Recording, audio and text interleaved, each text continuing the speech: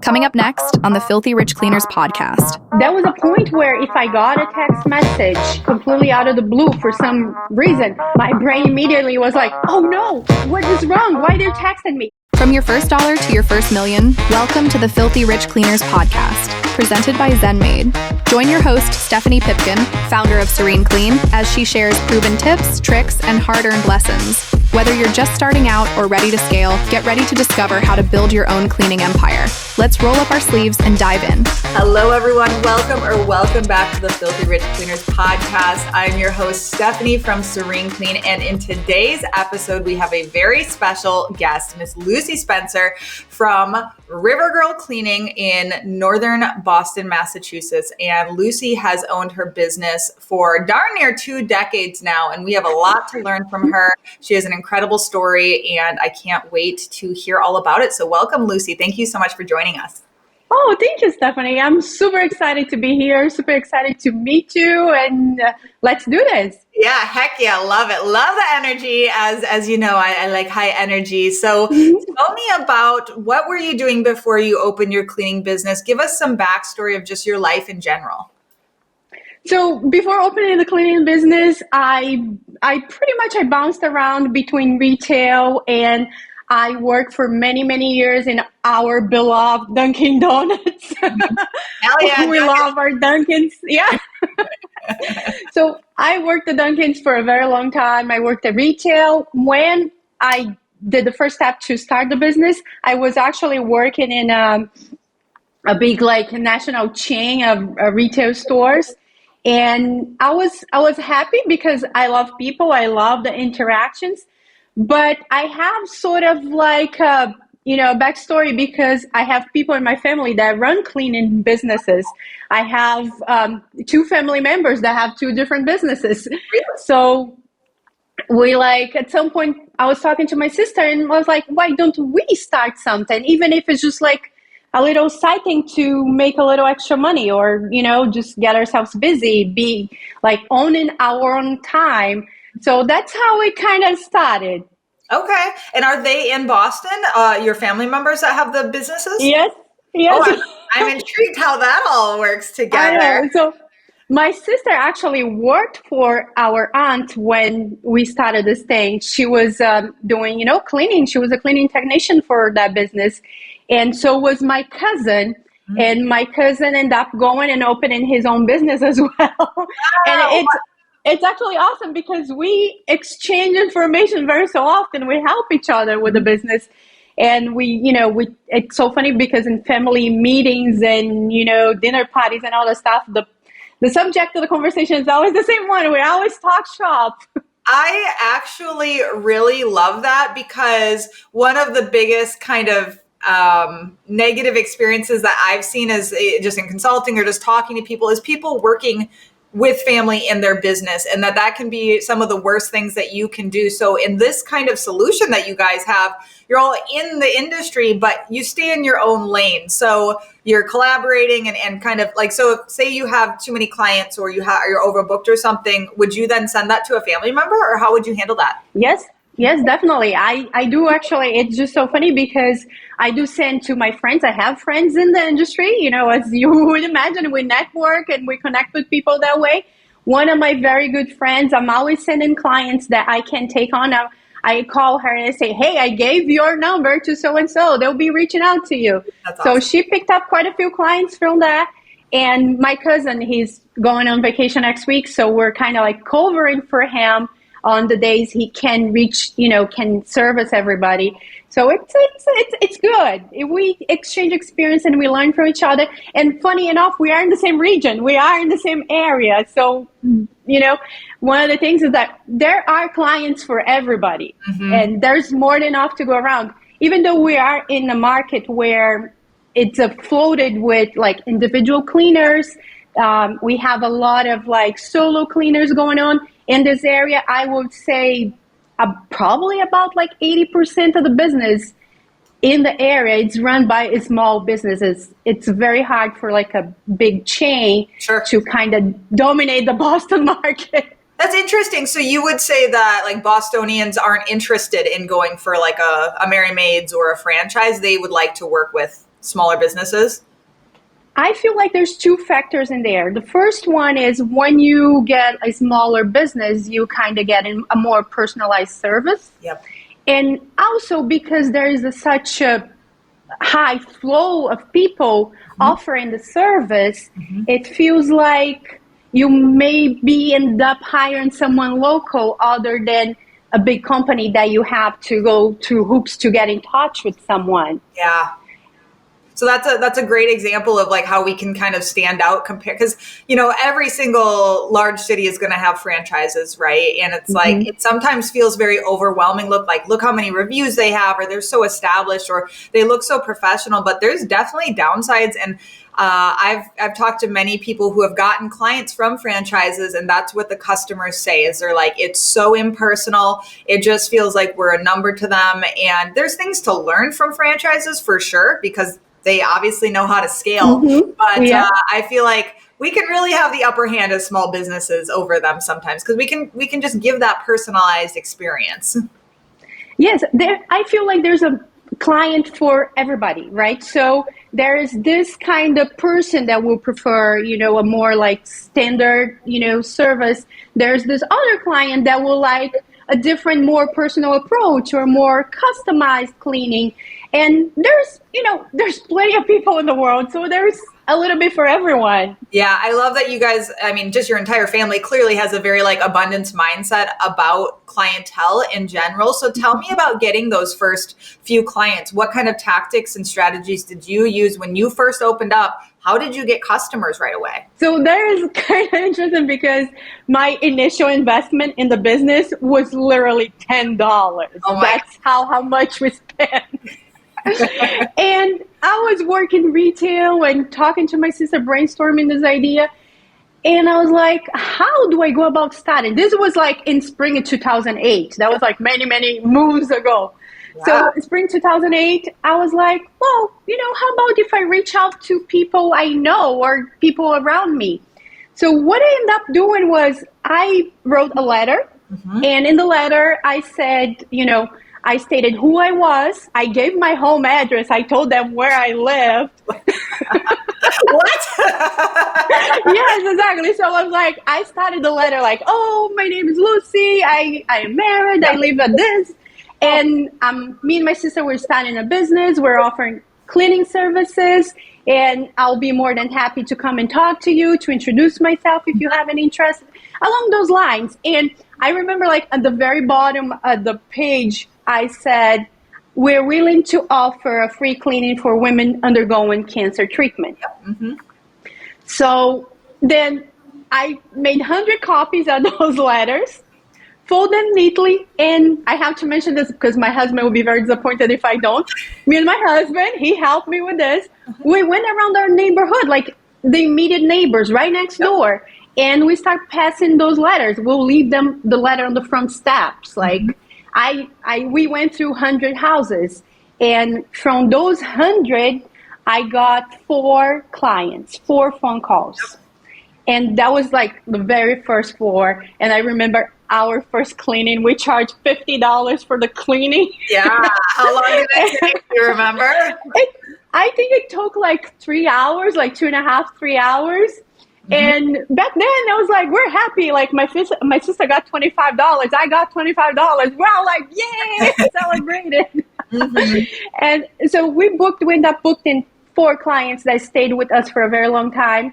One of those clients, she's my neighbor to this day. She lives like right, across the street from me. She's a real estate agent. So she's like, I can, book you when I need to put houses on the market or prepare for open houses. And that's what we did. She will call me and say, hey, are you available? Can you do this? So we started working 1 day a week, me and my sister. We took a day off from our regular jobs. And then pretty soon we went to 2 days and then 3 days. Back in the day, we used a very important tool back then in 2008, which was Craigslist. Oh gosh, I can't imagine like going on there for cleaning now. And it was very like you had to put a lot of effort because the person, what I did was kind of like I was stalking Craigslist every day, looking for people that say, hey, I need someone to clean my house. And so I will reach out to the person, we'll schedule to go, meet them. They will give us the address. Yeah. And it was before like GPS was very, functional like it is today. Did you have maps? So, did you have to use a map? We usually like print out the address from MapQuest. Yeah. And we would follow directions on MapQuest. And we would anything that show up, we would take it. You know, like if it's like an hour away, we'll go. If it's like 2 hours away, we're there. So we're like taking everything and anything. And just then, hungry.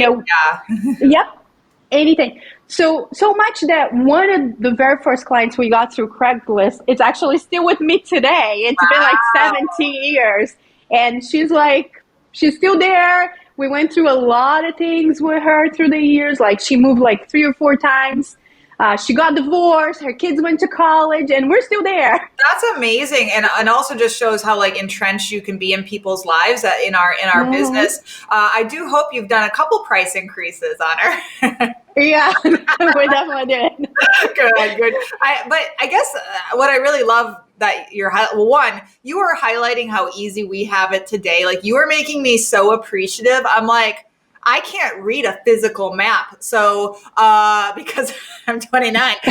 So I'm like, what would happen? Like if we had to use, like if I had to print out map, like everything technologically has came so far, even going on Craigslist to find clients, like, oh my gosh, we're so lucky nowadays it's just so much easier. I mean, there's way more competition, but it makes me feel really grateful of all of the things that you had to do back then that you wouldn't have to do now if you were starting. But it clearly shows what I love you highlighting about the writing of the letter is that is very genuine and earnest. And I feel like people respond to earnestness really well, and authenticity very well. Is like, this isn't some fancy, I'm trying to sell you anything. You were just coming from the heart. And was this literally a handwritten letter? Yes. And then I made copies of that. Well, that would work for me because I have the handwriting of a doctor. So they'd be like, what is this chicken scratch? But Stephanie, it's just like maybe a year or so ago, like with everything that's going on with technology, like Google Ads and like many different ways of like trying to, conquer the new client. Yeah. I was kind of stuck in like things that I was doing. It was pretty much what everybody else was doing, right? I was trying to get clients the same way as everybody else. And then I sat down and I thought, wait, what can I do differently that will gain me clients without spending like $10,000 a month? Mm-hmm. And I was like, look inside of you and try to have an idea kind of thing. And then I was like, oh, maybe I can go back to my old ways because that's what worked in the beginning. And then maybe it will work now. Who knows? It doesn't hurt to try. So I went to the post office. I got a row of 100 stamps, and it cost me $78. Mm-hmm. I elaborate a letter introducing the business, saying, who I am, where we work. And I made a list of clients in certain zip codes that I would like to service. I went online. I looked at their houses. I'm like, oh, maybe, So I put together a list of people, 100 people, because I had 100 stamps. And I went to the trouble of printing the letter. This time I didn't handwrite the letter, but I did handwrite their addresses. Yep. I put an address label with my, company and everything, but I did handwrite the address where the letter was going to. And for my surprise, out of that, I've been getting probably about 1-3% return on that. Yep. And then I kept doing that. I'm like, it's working. It cost me $78. I'm going to keep doing this. Yeah. It cost me a little bit of my time to handwrite every single address. But now I kind of got down to a science. In like half hour, I can just, bang a bunch of them. Mm-hmm. And so it's working. And I'm like, I went back to the basics and it's working. And I'm not spending a fortune. So it's a win-win. And what I think that really highlights is I think everybody's kind of getting fatigued by all of the technology of it all, of the AI of it all. And obviously there's certain things that we can utilize those tools for, but that human connection. And even I think I'm glad you highlighted that you are physically handwriting the address, because for me, if I get a piece of mail with handwriting, I'm opening it, because clearly, you know what I mean? Like, that would stand out to me compared to all of my junk mail. That's just normal. Like, if I did just like a normal promotional postcard or something like that, it's getting tossed, like that would stand out to me. So I love that. And that, you know, we can, at the end of the day, we can always go back to the basics of like what we know what works. Same with me, of like, I did, you know, cleaning giveaways in the beginning. And so we continually go back to a cleaning giveaway, a good old fashioned, you want a free clean it, you know what I mean? And it doesn't have to be rocket science. It doesn't have to be this complicated thing. And so I'm glad to hear that that's working for you. That's amazing. So you're getting clients from that. I am. And actually, it's like once I saw that it was working, I'm like, I have to keep doing this. And I was like, this is what I'm going to be doing every month. I'm going to be mailing out, you know, whatever we need to fill up our calendar. You know, if I need 3 clients, I'm going to send like 200 letters out. And I've been doing this. It's been working. And one of the things that I feel like it facilitated the process was when I wrote the letter, I mentioned, if you call and you say you got this letter, I'm going to give you $50 off your first cleaning. So I feel like $20 is too little for someone to bother, you know, like $50 is more like, enticing. I have a better chance of them. Yeah. So I've been doing this. So I've been cutting my margin, my profit margin on the first cleaning, just to get my foot inside the door. And then once you're in there, once they reach out and you book their first cleaning, you have better chances of booking a recurring client from that. So, and it's been happening. Like, I can meet with them, I can talk, and I value personal connections and human interaction so much. I love people, and I'll talk your ear off. But and I feel some people connect to that. Some people don't. Some people are more reserved. They don't want to chit chat, or they want to, just go down to businesses, and that's completely fine. But I feel like this is what I do. This is like, I want to be personable. I want to be the person that they know they can trust. If I'm bringing a crew inside your house to clean, I want you to know that you can trust this crew 100% because I trust them and you trust me. So it's kind of like a chain reaction. Oh gosh, you have such an infectious, positive light. I can see you, but that works. I love that what you're getting from your business, it really is kind of filling your cup. I am also a very extroverted person. And for me, like, just that human connection, it like, just even like right now, like this really invigorates me, because I'm the same way. I need to be around people. That's what makes me feel good, and just pouring into the team as well. So I love that. What a great tool, all of these things. Clearly that means, you're doing in-person walkthroughs. Can you walk me through your walkthrough process for a residential client? Yes. So, when they call or they text or whatever they choose to book, I have an online booking system in my website that rarely gets used. They don't, for some reason, my clients or my prospective clients, they don't go through that system. I'm like, I'm going to cancel the service because it never gets booked.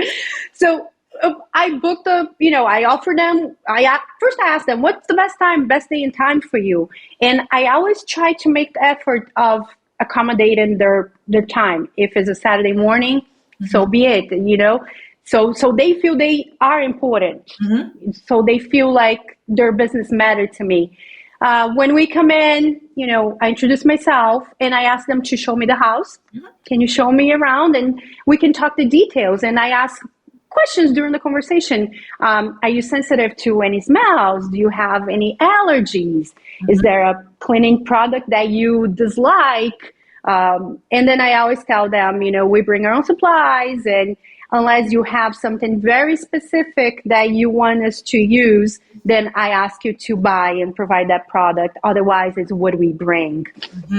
And one of the things that I did to just like put it in the mix to cut costs a little bit, I always ask them to provide paper towels and trash bags. That's the 2 things we don't bring. They have the responsibility of providing that. We do use rags, but for the toilets and, the bathroom in general, paper towel has, I feel the sanitary reason. We use reusable cloths on our microfiber rags on toilets. That's nasty.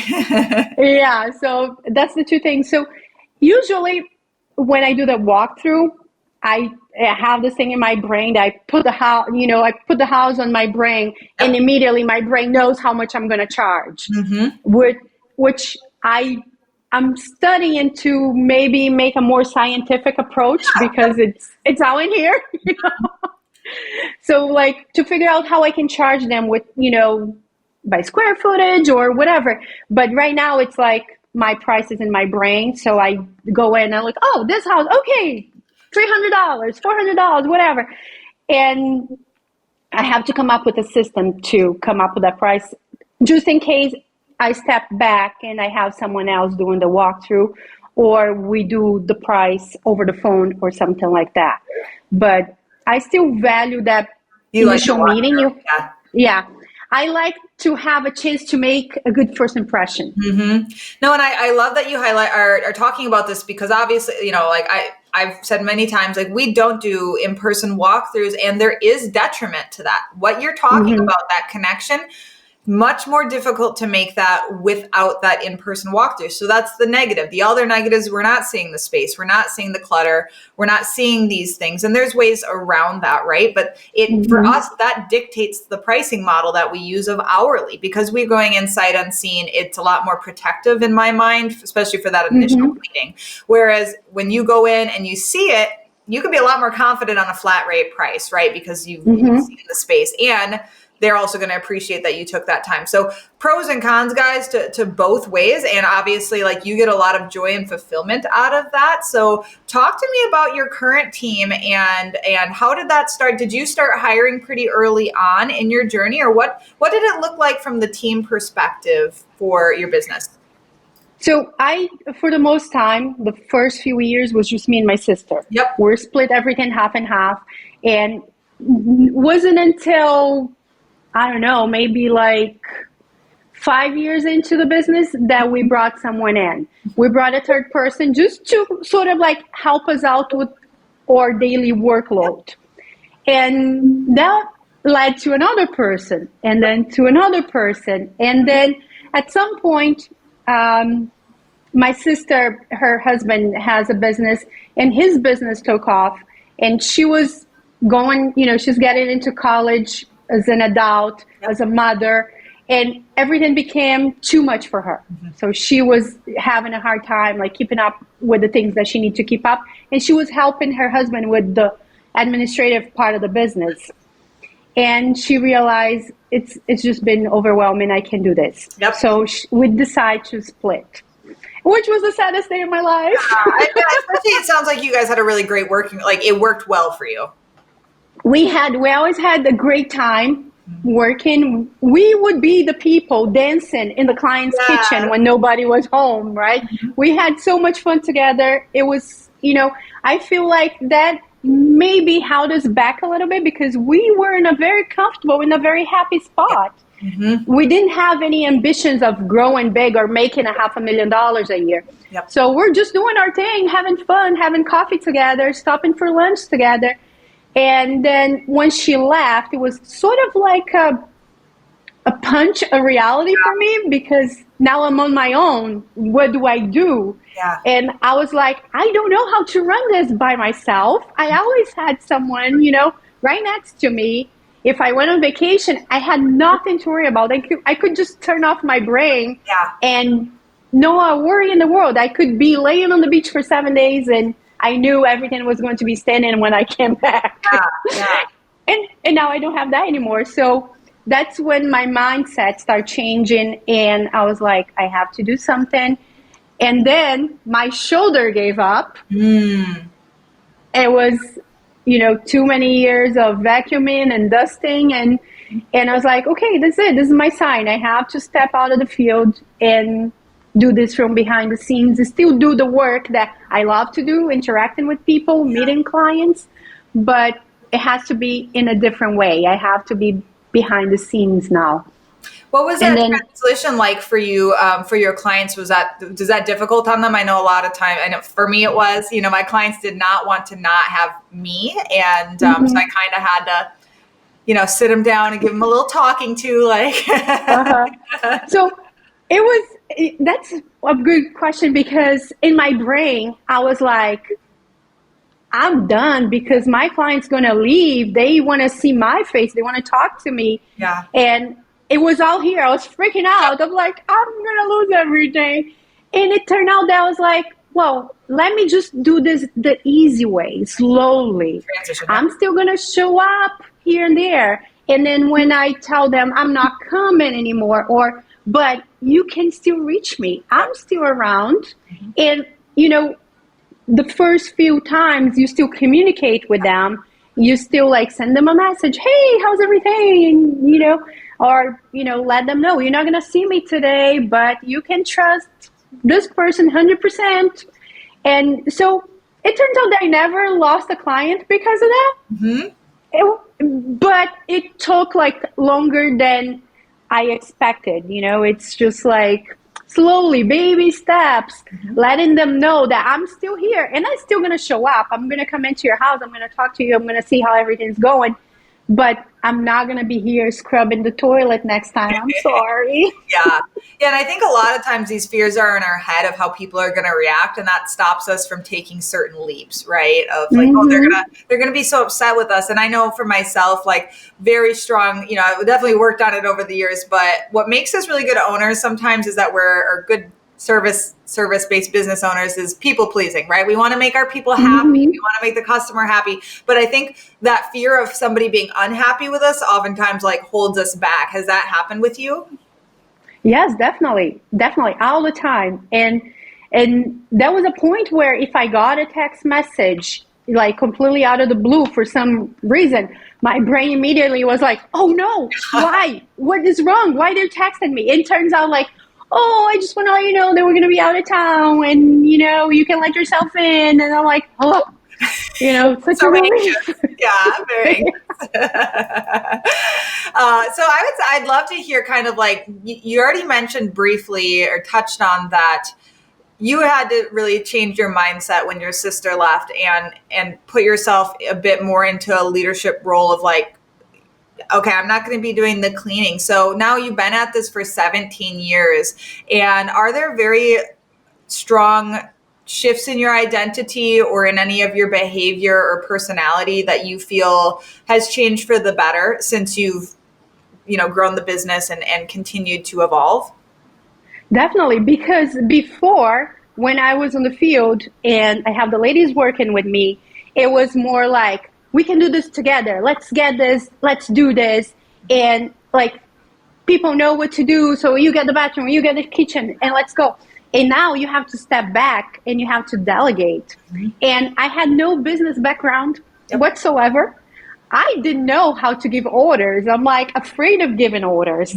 And I was like, maybe if I talk in a way that they feel like I'm being rude, they're going to leave. And so I was like, I was always afraid of giving orders or, afraid of losing an employee or afraid of something happening during the day.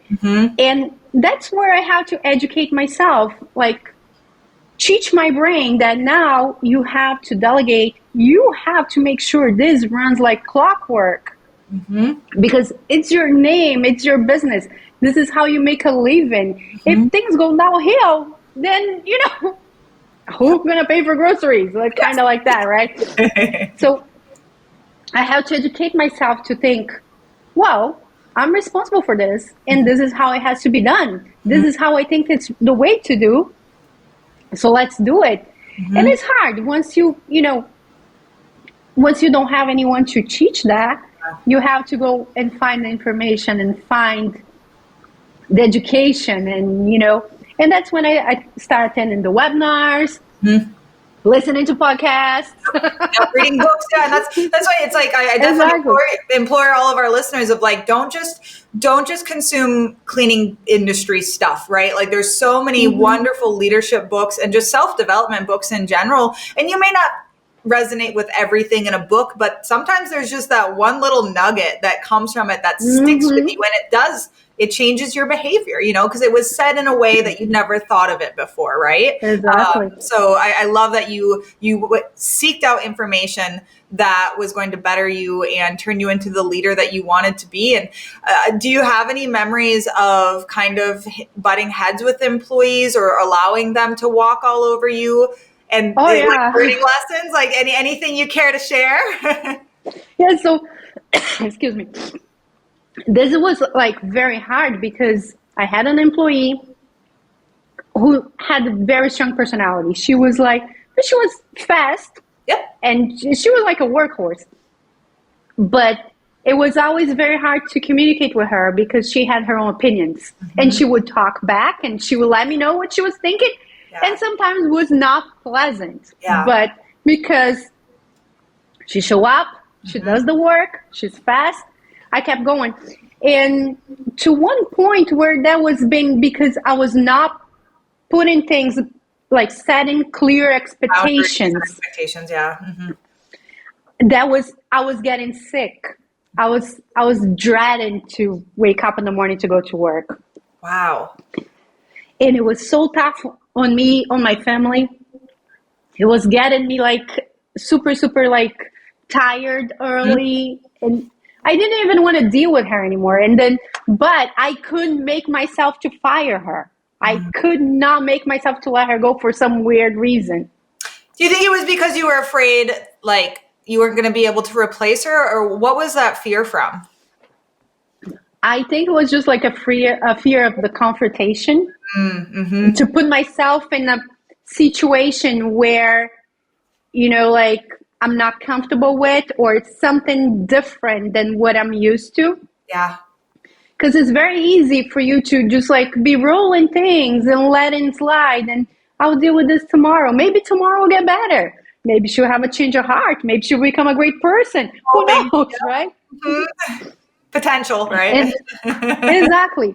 And I have this thing where I like to treat the people that work with me, I like to treat them well. I like to make them know that they are important, that I care for them in a way that I understand they are helping me out with the business. And sometimes people see that like, as a weakness, I guess. Mm-hmm. Well, it's easily, and like, I think without boundaries, that wonderful trait, I have it as well.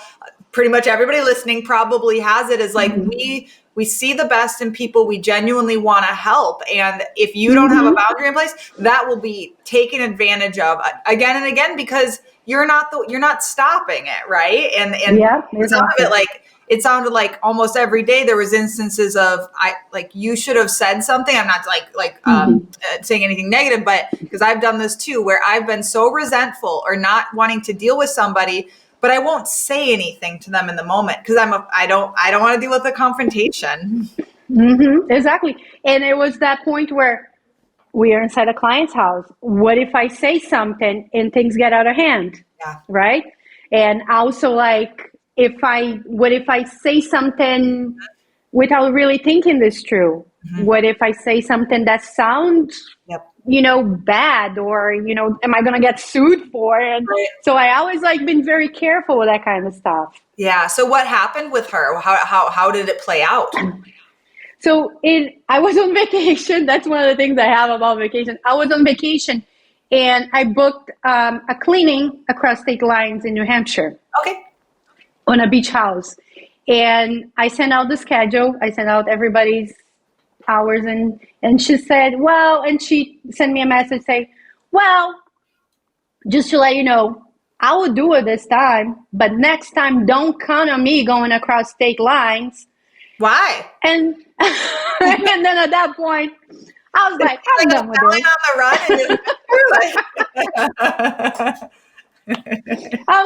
I was in Disneyland. I was like, no, I just want to enjoy Mickey Mouse. I want to go on my rides, and I know how to deal with this.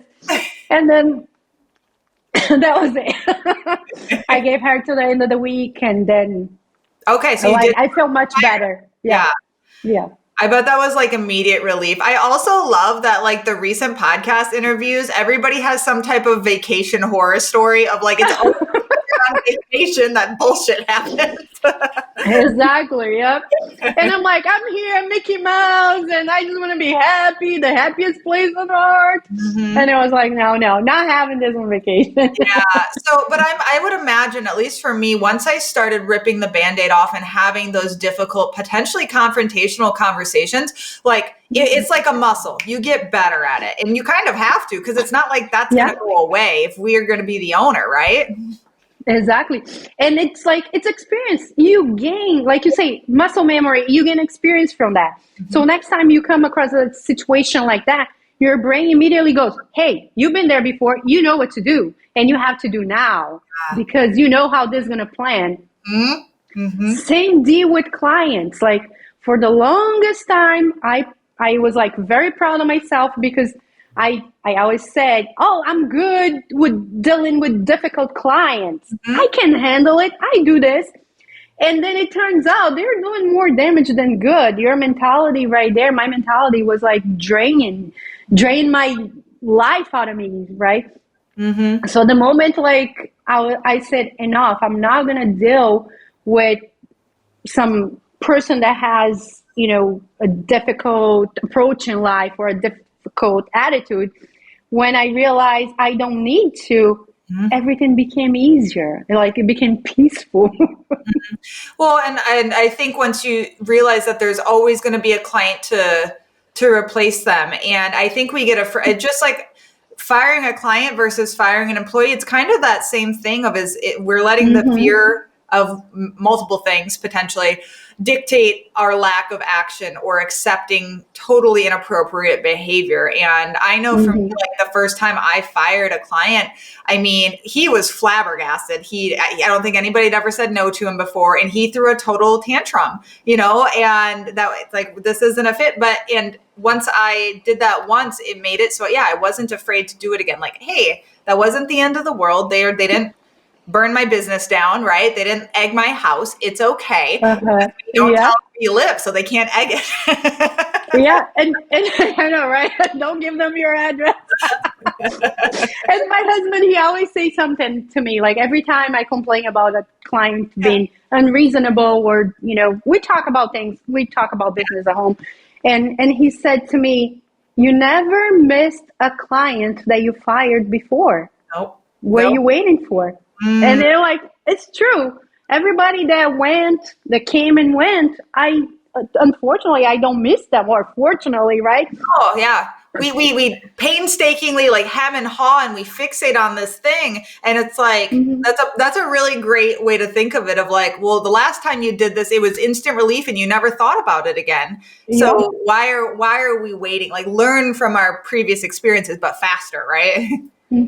And then also, again, the muscle memory. You learn from your mistakes. And then when you come across a client that raises a red flag, you're like, oh, not here. I know what is going. So let's just cut it short. And, maybe we're not a good fit for you. Maybe you have to find someone else. Well, talk to me about red flags. What are red flags for you in clientele? Well, I'm going to give you an example that happened this week. This week, fresh. Fresh. You see, right off the presses. I know, right? So we got a referral from their client, and her friend need a deep cleaning. So I go to meet the client, do a walkthrough, and I realize this is sort of like, almost like, I'm not going to say a hoarding situation, but she had a lot more things inside her house than the average American, family. Cluttered or just more, Exactly. So she insists that she wants a deep cleaning, and I tell her, unfortunately, we can't do a deep cleaning in the current state. We would have to work with you to maybe organize or declutter, and I'm willing to do this. It's not something I do every day, but I'm willing to bring my ladies here, and we can definitely organize everything first before we can actually deep cleaning. So we booked the project in two steps, like step 1, first floor, step 2, second floor. We did the organization declutter part, and after the second part, we did a quick cleaning in the first floor, kitchen, bathrooms, and all of that. And then I had this feeling when I sent her a message, please let me know how everything is. I hope you were happy and all that. She didn't reply. And then the next day she sends a message saying, well, I wiped the kitchen floor with a paper towel. Oh, the paper towel. They're always bad when they do that. I'm like, what? The paper towel. And I'm like, oh, geez.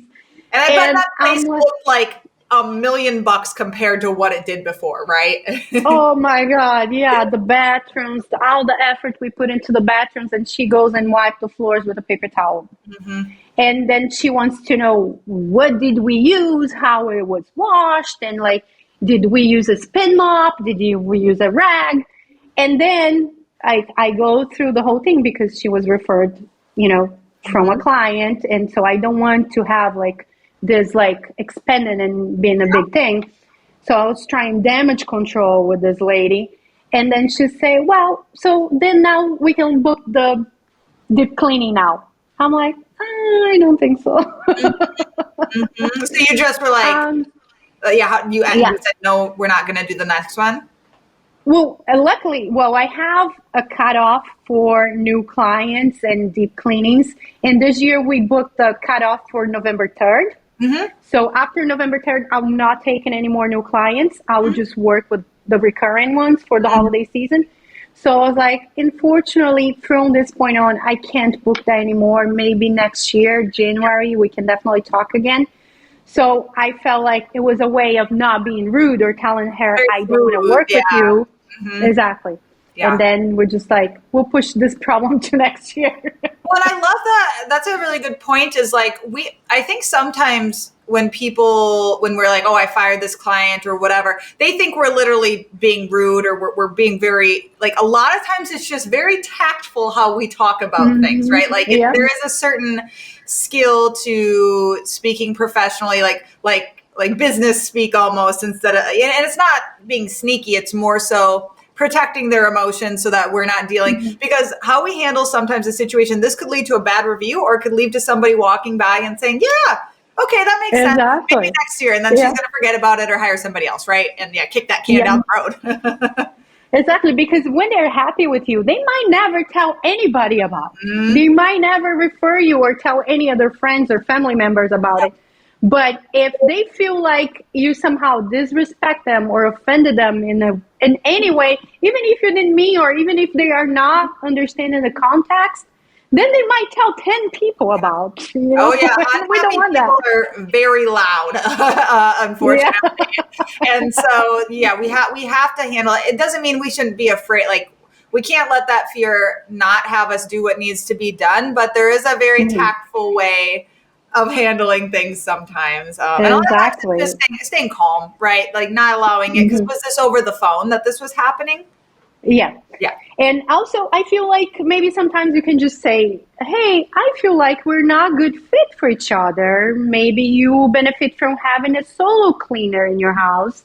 Maybe someone that can spend more time. Maybe someone that can, be there and, do the little things that you expect to be done every time.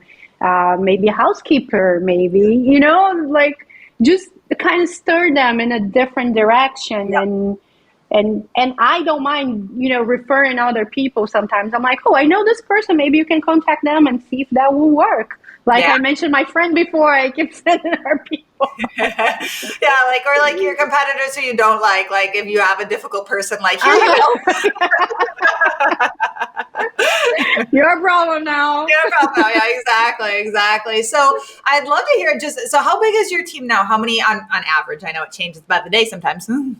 We have 5 people right now. 5 people, yeah. And so do you run teams? Do you run individuals? What kind is the model for that? So I go with the flow. It depends on the day. Yep. So today we have 3 going to one side and 2 going to the other side. But at the end of the day, before the day is over, they will meet on the last house because it's a bigger house. Okay. So then this house will be serviced by 5 people. Usually I play by ear with how it goes. And, if this team finishes first, they will go to this house. If not, who gets to the prize first? Yep. So that makes me very intrigued because that many fingers in the pot sounds like a nightmare to me. How the hell do you split up a house and not, like, I know it's a bigger house, but do you have when we have this many people, this is what you do. When we have 3, when we have 4, like, do you have that laid out, or how does that look? Yeah, so usually we split, like, one person, let's say this house has 7 bathrooms. So one person will start with the kitchen, the other person will start dusting, and one person goes to the bathroom, someone else will come vacuuming. And then usually the person with the kitchen will finish first because it's 7 bathrooms. Yeah. Then that person will come and wash the floors after it's been vacuumed. Wow. So I always give them the opportunity to choose what task they want to, they will talk between them and they will say, well, I feel like doing the kitchen here, or I feel like doing the bathrooms. So most of the time I let them decide how they want to do it because they're on the field and, they know better. We're going to work for them that time. And then, but usually like that, one person gets the kitchen, the other gets bathroom, one gets dust, the other one gets the vacuum. Sometimes we bring 2 vacuumings depending on the size of the house. So if like a 7,000 square feet house, one vacuum starts to the left, the other starts to the right, and then we meet in the middle. Wow, that is so interesting to me to hear, like, that method. That's really fascinating of, like, splitting it up. I mean, obviously kitchen and bathrooms, that makes sense, but the dusting and the floors, I have seen that with I know some franchises do that where it's like they're assigning it in that manner. And as long as it's very clear who's doing what, it can work really smoothly. Because for us, it's, the convergence at the end, sometimes things get confusing, right? And one thing that I always say, and my lead repeat this over and over through the day, is like, we work together. If it's 5 of us here, we work together because everybody wants to go home, right? Yep. So if you finish your task, you go help the next person so they can finish and we can all go home. Yeah, exactly. So are you paying hourly then, or do you pay a percentage, a flat rate? How do you pay? No, it's a flat rate. Okay. We do flat rate. It's a by the day work, 8 hours of work. That's what they get. And then I book them by the days. So I have I have one lady that she can come only 3 days a week. So that's those 3 days that she works, but always by the day. Okay. Are these W-2s or independent contractors? Independent contractors. Okay. Got it. I'm glad I asked. That's always very interesting. And that makes sense then how you're describing it then. That makes a lot of sense. So have you had a lot of turnover over the years or? Not really. So my lead lady, she's with me for over 2 years now. Yep. And then the other lady, it's been pretty close too. And I got 2 new ladies recently, but usually I like to keep them for a long time. Yeah, well, of course. Yeah, turnover is never fun. I was just curious. Never good. Been in business so long, but sometimes I talk to people and they've had just very steady crews. And I know that you had touched on in your intake form that Spanish is your first language, and that language was something that was a bit of a struggle. So can you talk to me, because you're originally from Brazil, or were you born in the U.S.? Yes. Okay. No, I came to the U.S. when I was 21. Whoa, and that's amazing. I know. I didn't know English. I learned as I went. Yeah. So pretty much I taught myself. I joke around. I say Bon Jovi taught me English. Because I would listen to the songs and try to follow the lyrics and learn from that. Yeah. And it was, that brings a little bit of insecurity when you're just starting a business, just because you feel like, what if they think that I'm not good enough for this? And what if they don't trust me? But it was actually very surprising and brought a different level of gratitude, to the business, to me as a person, to know that someone that just met me, I'm not from here. Apparently, that I'm from someone else. You realize that. And they just look at you and they go, here's the key to my house. I'm like, really? What?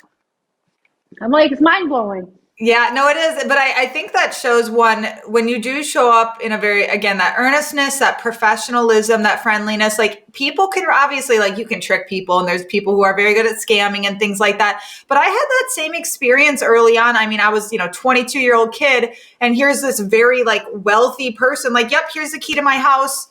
I'll be gone all weekend on vacation. Like, please get the deep cleaning done. And I'm like, me? I mean, Yeah. I knew I wasn't going to do anything wrong, but they don't know. So I think there is an energy about you that like, that you have to embody of like, I'm trustworthy. You have to, everything you do needs to scream, you can trust me, right? Exactly. And that's what amazed me. And it feels like that's a big part of like interactions, human connections. And like I present myself to a potential client and I want them to know they can trust me. And back then when my English was all broken down and to know that I somewhat sent out the vibes that I am someone that you can trust, it felt so grateful, I felt so grateful and felt amazing. And we celebrated every client we got, like with a little dance, like we're super excited. And then comes to a part that I watched I listened to a couple of your podcasts where you said, well, I was a little naive. And I was super naive when we started this. Yeah. Super, super. And to the point where like, I was so happy to be there. I was so happy to get a client, to, book someone that if they say, oh, can you clean the fridge for me? And I'm like, yes, I can do that. I'll be happy to, And it was like, I was just happy to be there. I was just happy to be working and have work to do. Do you So feel it like was, because you immigrated and from like, do you feel that running like the opportunity that you've had here would be the same there? Like, do you feel like you're so grateful because of that, because you came to America? Like, definitely, yeah. The opportunities back in Brazil, it would be totally different. Here we have that money plays a big part in everything, of course. And then like the motivator was the exchange rate. okay. When I would look back and say, whoa, I just got $100. And in Brazil was so much more money. I would have to work like probably close to like 2-3 weeks. I don't even know what the exchange rates right now, and to get that same amount of money. So it was so like awesome. It felt like I want to keep doing this because it's multiplying by, truckloads. And the immigrant mentality is you come here, you work hard, you make money, to secure your life, to have a better life, to offer a better life to the people that you love. Yeah. And that's all I care about. It was just like making a better life for myself while having fun. And it's so much that I didn't care about growing the business. I just care about doing the work, just being a service kind of thing for the longest time. I love that. And I think like my biggest takeaway just from this conversation that I know I'm going to reflect on is just how can we take joy in all of the small moments of it. It doesn't have to be this big, gigantic like win. It's just the simple act of the work that we're doing. There is a lot of joy in that and being present. And I think like that is very infectious when you have that and it's coming from the leadership of we love what we do. And then that trickles down to the rest of your team because they can feel it, right? And they can feed off of it. And your clients can as well. I'm sure you've seen so much success because of the energy that you bring to the room. And then, Stephanie, I feel like I like to say that I'm not selling them a service per se. What I'm selling them is their own time. And with that, they are benefiting from the work we're doing for them because I'm freeing them from all the tasks that nobody likes to do. Yeah. And it feels like when someone complains about, oh, but that's too expensive. Two things that come in my mind and it's too expensive compared to what? Like if you go out to town and you go out to dinner, you're probably going to spend the same amount of money as you're paying people. You're helping a local business. You're helping people to make a decent living. Yep. It's the same amount of money. So it's too expensive compared to what? Yep. And the second thing is when they question how much is it per hour, and I'm like, we don't charge per hour, we charge a flat rate. Mm-hmm. But there's always some people, that they're always like, oh, but this is like $60 per hour. I'm like, but you have to understand that you're not paying that for my time. You're paying that for your own time, because if you don't pay someone to do, you're going to have to do it. So when you have someone cleaning your house, let's say it will take us 2 hours because we're trained, we know what to do, we know the system, we're good, we're fast, right? Mm-hmm. But if you're going to clean your own house, you're going to take 8 hours to clean the house the way we do. The same amount of things we touch, you're going to take 8 hours. So imagine that you're paying yourself for 8 hours of your own time. And that's what we're freeing you. We're giving you free 8 hours in your week. Mm-hmm. So that's how I like to think. Absolutely. And at the same time, yeah. Yeah, and I love that you're a natural saleswoman. Two, but what you're doing is you're not selling them cleaning, you're selling them the dream, right? You're selling them the fantasy that we can provide to them. They can make it a reality. Mm-hmm. And it's so easy to sell when you know absolutely, without a doubt, you're about to make somebody's life better. Like, that's why I found, compared to like my previous job that I worked at, and I was in like the marketing and sales kind of role, and I was not good at it because I frankly did not give a fuck about anything that I was doing. Like, I didn't care about what I was selling. Where this, I'm like, I know I'm about to change your freaking life. So like, it's very easy for me to be excited, and so sure, because I don't know, it just doesn't feel like I'm selling them something. I'm genuinely helping you, give you the life that you desire. And that makes it so easy, right? Exactly. You're going to come home after we clean, you're going to feel so much better because you're going to walk into a serene place. Yes. You're going to walk into a peaceful environment. It's going to smell good. You're going to feel good that things are done. The floors are washed. You're going to feel so much better. Your life's going to start rolling. So it's always this, we're selling them peace of mind. We're selling their own time. We're selling them something that they can do themselves, or because they don't have time, or they don't feel motivated, or they just completely hate cleaning. Doesn't matter, that's why we're here. I've literally I've been cleaning in bathrooms before, and I'm like, oh, I don't want to do this little detail or whatever. I'm like, this is going to sound really weird. I envision my my client sitting on their toilet and looking at that edge that I'm like, if I don't do this, and they're sitting on the toilet and they see that, and they're going to be unhappy, and I don't want them to be unhappy on the toilet. So exactly, yeah. But no, I totally agree that it's very invigorating when we can just focus on what is it that we're giving our clients. And it just there is something just so wonderful about being able to give people, we make people happy every single day. And that's why I just love this. I love this business so much because we get to make people happy. Exactly. I'm so enthusiastic about, I love what I do, and this is what I'm going to be doing for the rest of my life. Mm-hmm. And I feel like I could talk about this for hours and hours to go. Yep. But it feels like it makes everything so much easier. It feels like we all have bad weeks. We all come across people that will, eventually make your day a little, gloomier or, but what matters is that we keep doing this. We don't quit on a hard week. Just keep going. It means, if it means something to you, you have to wake up the next day and go for it. And I've been saying every morning, I can handle this.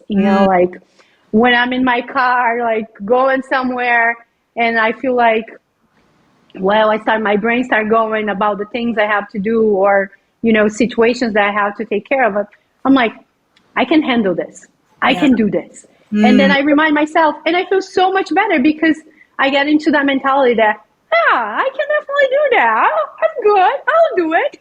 So, and that's like having that self-confidence. And because you've been doing this, for almost 2 decades now, you've figured out every single situation that comes across. And that's why I say that all the time of you have to have that belief in yourself that you may not know how to do this now, but you figured everything else out. So of course you're going to figure this out. And I love that you utilize a lot of positive self-talk, literally, like catching yourself in a negative thought process and stopping it and saying, no, like I can do this. I got this. Like stopping the overwhelm basically is what it sounds like you do for yourself. And through the years, I been, like you say, like I've been in almost every possible situation. You would name it. I'm like, that happened to me. That happened to me. And it's good because, gave me the experience, like the muscle memory, like we talked about before. And now I'm like, this doesn't surprise me anymore, or this doesn't shock me anymore. If someone come and open the door wearing their underwear, I'm like, another day. Yep. It makes for a funny story, and that's why I like when weird things happen. Yep, exactly. Another day in the office. Let's just keep rolling. Excuse you. Yep. We need to vacuum here. So what does the future look like for you? What do you envision for your business? So right now, my focus is into acquiring new clients, but I want to grow in a manageable way. Yep. I don't want things to spiral out of control that I feel overwhelmed and I feel like I'm not able to handle this. So I want to grow steady, slow, in a pace that I'm capable of keeping up with. Because, I know we have to always be hiring. We have to be one step ahead of the game. Better be overstaffed than understaffed. Yes. So I want to be able to also provide the best service I can and have that reputation. Because if I start picking up 500 clients and I'm not able to manage because either I don't have the staff or I don't have the time or I don't have a vehicle or whatever situation is, then it's going to do more damage than good. Right. So I want to be consistent and grow in a steady and manageable way. That's such a great goal. And I think that we can oftentimes see people who do have that explosive growth. I definitely experienced periods of like, whoa, this is crazy. And it didn't feel good in the moment, let me tell you. And I'm so grateful now for a lot more of that. Steadiness. And it feels like then things aren't getting out of control or the world's not crashing down so much because it's just much more manageable. So totally think that's amazing. And just in general, like I'm so happy that you are in this industry because clearly this is what you're meant to be doing, Lucy. Like you are, your energy is it's very infectious. And I know our listeners are going to really connect with it. And if they do want to connect with you, where can they find you? Where can they find your business? Well, we are on Instagram. We are on Facebook. Yep. We also have a website, www.rivergirlcleaning.com. And you can find us on Facebook, Rivergirl Cleaning, and Instagram, the same handle. We're out there. You can find my address too. We'll put that in the show notes. That's awesome, Lucy. Well, thank you so much for your time. This has been incredible. I'm so happy that we were able to finally connect in person. And thank you. Thank you so much, Lucy. This has been great. Everybody, leave her a comment. Tell her how much you love her because I definitely I really enjoyed this. So thank you, Lucy. Thank you, Stephanie. It was very nice meeting you, talking to you. I had a great time. And, I've been listening to the podcast. I watched your webinar on ZenMade. And, I was super excited about this, as you can tell. I'm so happy. This is fantastic. And I love speaking to owners from all sorts of backgrounds, from all sorts of sizes and back histories, because it's just so fascinating. We all have our own stories and that we resonate with each other. So this is why it's so fun to be able to share our stories. And so thank you again. And everybody, again, give her that love in the comments below. And we will see you on the next episode of Filthy Rich Cleaners. Bye, guys.